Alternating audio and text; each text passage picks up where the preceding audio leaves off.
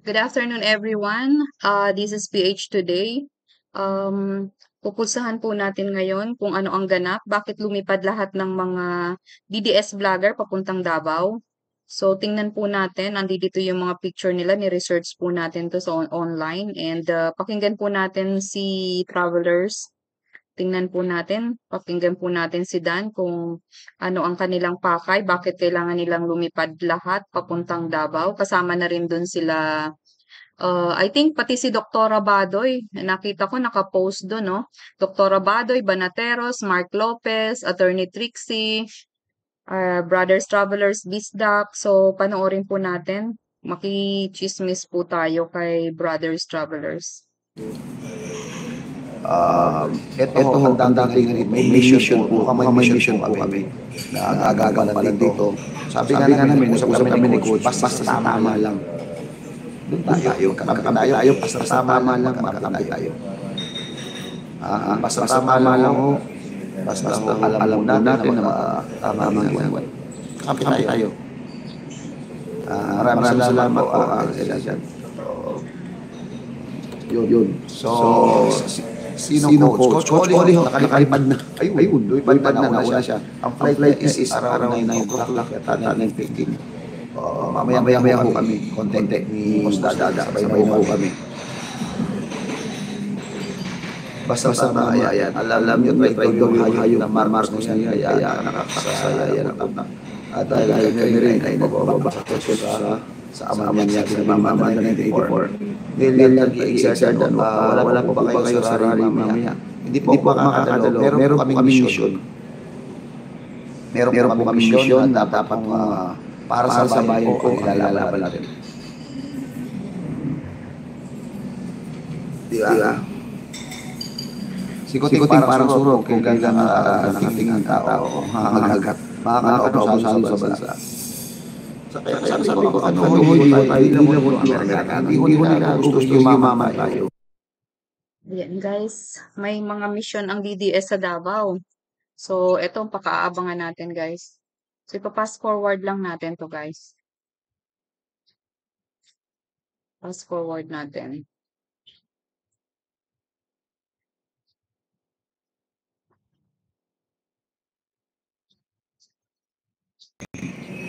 Pag nandun na kayo, mag-vlog po kayo. Yes po. Absolutely yes, yes. Di ba? Pipirma tapos babawiin. Pero, bilib ako kay Robby Padilla talaga. Nanindigan. Nanindigan talaga para sa Sorguloy.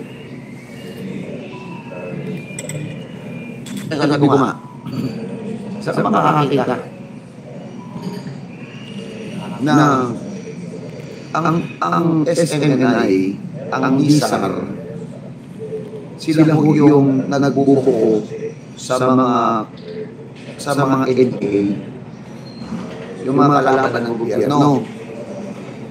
Di ba? Sila yung nagbubuko eh. Sila po yung ito pa, paliwanag ko sa inyo.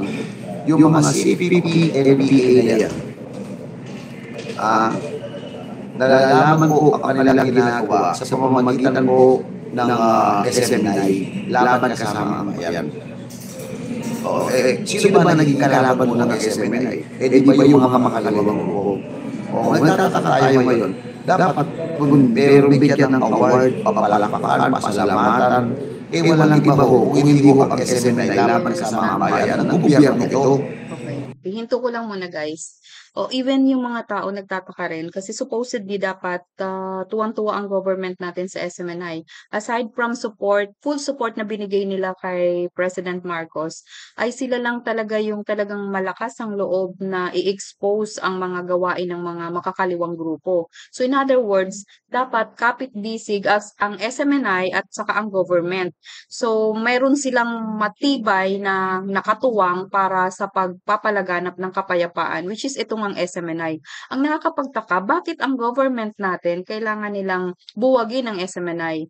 Yun ang talagang napakalaking katanungan kung bakit pinag-iinitan ng government itong SMNI. Unang-una, ipinasara nila ang SMNI kahit wala pang due process. Pangalawa, nagtatanong lang ang mga journalist ng SMNI tungkol dun sa budget, travel budget or expenses ng Congress ay ipinakulong sila, na contempt sila.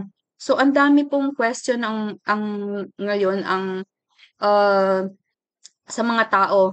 Talagang nagtatanong ang mga tao, ano ba talaga ang government sa ngayon? Bakit ganito ang nagiging takbo? Parang kakaiba. Kasi ang government dapat pro-people siya para sa ikabubuti ng mga tao. At kalaban siya, ang government, kalaban ng mga terorista at saka ng mga komunista, kalaban ng mga nagpapabagsak sa government. Pero so far sa nangyayari sa ngayon, mas parang pinapanigan ng government itong ating mga makakaliwang grupo. Kasi pinoprotektahan nila ang mga action nila sa pamamagitan ng pagsupil dito sa SMNI. So parang lahat ng kakalaban sa makakaliwang grupo, kakalabanin din ng government natin, which is masyadong foul. Hindi na po maintindihan ng taong bayan kung ano ang iisipin sa gobyernong ito. Kaya po nagkakaroon ngayon ng mga rally at nagkakaroon ng ganitong mga conflict. So ipagpatuloy po natin, guys. Diba?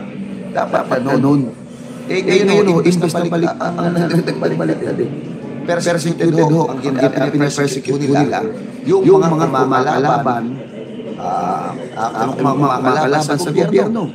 Ngayon, yung kakampi ng gobyerno, pinipersecute po ng gobyerno. Para yan ang mali. Diba? Triangle tayo. Ito gobyerno. Ito kalaban ng kalungkot ko. Ito mababanat dito. Ito makakalaban doon. O diba? Ganyan yung puti. So, napakapakasiksi ng mga babae dito nyo.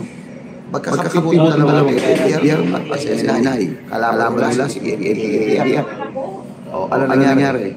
O diba? Ito kalaban naman ito. O diba? Ano nangyari?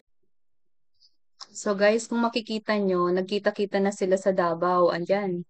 Minute ng mga banatero si Pastor Kibuloy. Eto guys, pakaabangan natin ano kaya ang talagang ganap. Bakit talagang, ayan, nagkaisain na po. Dati nagkaroon po ng conflict between si Brothers Travelers at saka si Bisdak Pilipinas. Pero ngayon guys, mukhang okay na sila. Kaya nakakatuwa naman na nagkakaisa na sila. Ayan po yung banatero ito si Coach Oli, si President Duterte, si Pastor Kibuloy, ayan po. Ito tawag dito, yung banateros na si Boss Dada. Ayan, si Boss Dada. Ayan. Wala yata si Banat Bay dito sa aking na-search Kulang yung aking Ayan, Banateros, Boss Dada, Brothers Travelers. Ayan, nasa aeroplano na sila papuntang Davao. Ito, ayan na sila. Ayan, siguro yan, nasa airport pa yata yan sila. Kumain lang. Ay, hindi, nandoon na sila sa Davao. Ayan o, yung venue. Nasa Davao na sila. Nakalagay dito, alos kasama nila si Mark Lopez. Pero, parang hindi natin nakita. Nagpahula pala siya. Si Pastor Kibuloy nagpahula siya. Ano kaya resulta ng kanyang hula? So guys, ayan po ang mga kaganapan. So magdudugtungan po natin to. Sa search po natin kung nasaan si Banat Bay, kung nasaan si Attorney Trixie. Kasi lahat sila yata nandoon. Stop po muna natin guys. Hi guys, nahuli ko na si Banat Bay guys. Ito kain ng kain, nasa airport. My goodness. Ayan siya guys. Kain ng kain. Ayan guys, nang-i-stock ako ng mga DDS vloggers guys. Sabi niyo ba Manila, to Narita. Japan kayo talaga. Sabi niya punta siyang Japan, yung pala papuntang Davao. Pupunta ka na rin, Guevara, sa dito sa Davao. Gagawin nyo. Gagawin nyo sa Davao. May secret talaga sila, guys. Sabi sa alas 3 pa. May sikreto sila.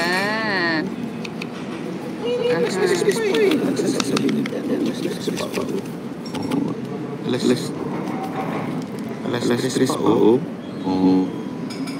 Yes. Ayan.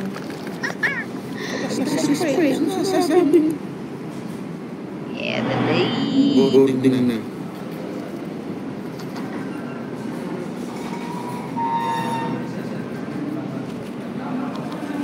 Hindi, actually, punta talaga ako.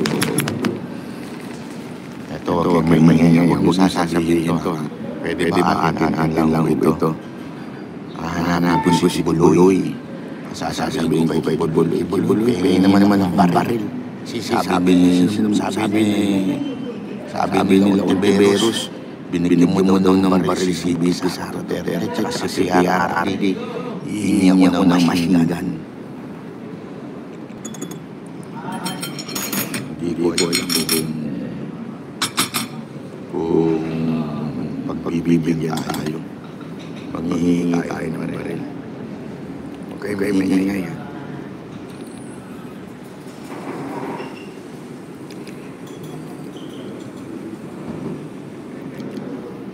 G-enjoy pa akong kumain eh. Panira naman ito. Ayoko sa masyadong time eh. Sinabi na sa 2:30 boarding. Ayan po. Ay, bawal nga pala yan. Ba?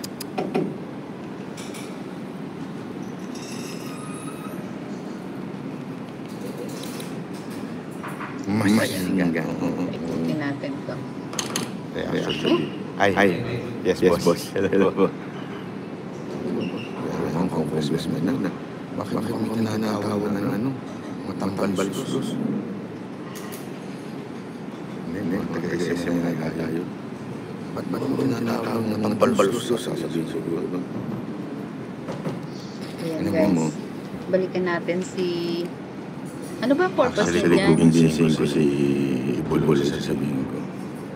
Pastor, baka naman pwedeng demanda niyo ng 10 beses si Ninyo sa Davao para ilang beses siya umuwi sa Davao. Diba? Hindi. Ano lang ako, pupunta lang ako, magsamal ako. Gusto ko mag-beach eh. Favorite ko sa Samal, may beach doon, Island. Oo, Samal. Ang ganda ng beach. Hindi lang ako. Samahan niyo ako sa Sorry ka paligid. pa. Ayan, tingnan natin. Wala akong mapala dito. Hindi madaldal si Banat Bay. Dito tayo kay Brothers Travelers para makakuha tayo ng Lang ako. Ayan, umihi ka muna, Banat Bay. Dito muna ako. Ito mismo, umaaway na mag-away ng gobyerno at si PNPA. Ito ngayon, inaway ho yung SSNI. Diba? Kaya nga, wala na nga utang na loob. Wala na nga utang na loob. Balik ang utak. Dahil ito sa politika.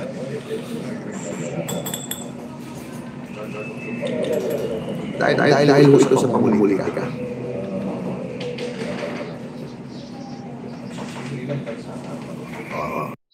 Melda, nanay niya, sabi niya, nakadeposito sa iba't ibang bansa yung mga pera.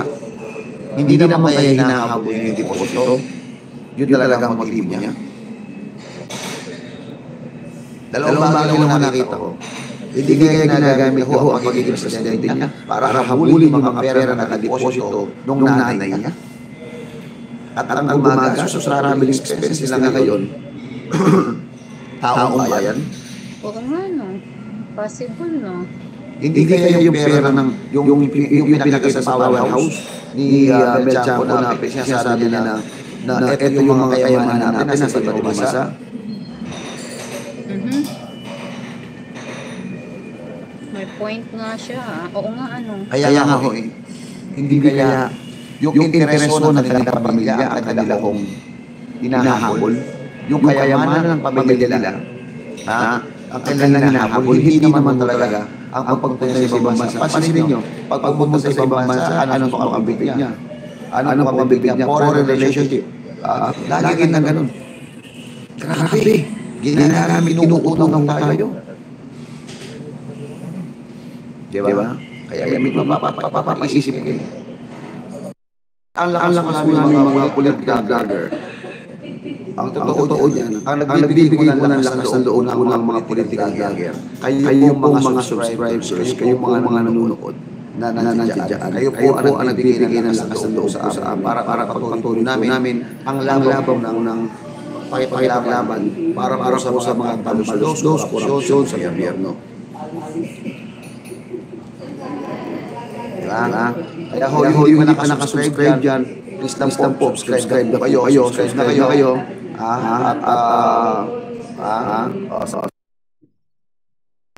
mga nasa gobyerno, wala makamali naman, bigwasan natin yan. Laban lang sa watching from Cavite, yun. Alay nawawala. Nagtuturoan na. Dati yun pa naman natatigo wala na ngayon. Pati yung tanimbala, nawala yan. Takot sila naman ng natatigo kung siya makakakuha ng tratatuhan ganyan. Ngayon panahon di Bong Marcos, bumabalik na naman. Bumalik ang droga, bumalik ang mga pulis, para nalalaga na sa Senado. Lahat ginalik ko eh. Nung panahon natatigo, lahat mga yan. Nung kay Pinoy, tanimbala. Nung dumating sa tatigo, wala lahat yan. Ngayon, hindi nakikita niya mama sa airport na wala na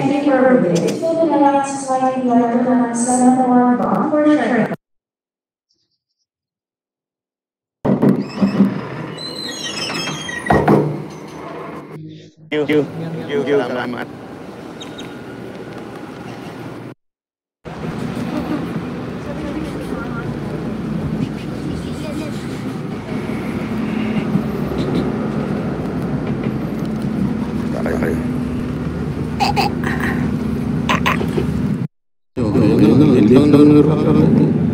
Boracay talaga ang punta ko.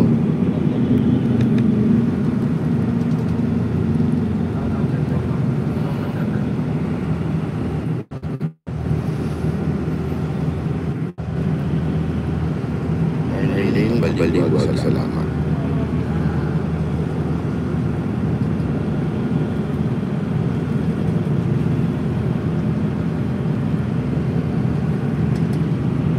Basta tayo puntang aeroplano. Papunta na po ng aeroplano si Banat Bay. Yan po yung mga kaganapan bago sila nagkita-kita nila Pastor Kibuloy at saka President Duterte sa Davao. Ayan po guys. Fast forward lang po natin. Yan, nasa aeroplano. Nasa aeroplano na siya. Ayan guys, puputulin ko na dito yung video guys. Subaybayan po natin kasi maaalamin po natin kung ano na ang update ngayon sa Davao. Nagkita-kita na po kasi sila Pastor Kibuloy at saka si Pangulong Duterte at saka ang mga DDS vloggers. So far po, yung mga pinakita ko po sa inyo na video, ayan po yung bago sila magkita-kita. Yan po yung papaalis na sila at mga nasa airport po sila bago sila pupunta ng Davao. So ngayon makikibalita naman tayo na ang kaganapan sa Davao. Babalikan ko po kayo at maraming salamat po sa panonood at please subscribe to my channel and please press the notification bell para po ma-update kayo sa lahat ng mga videos na i-upload ko.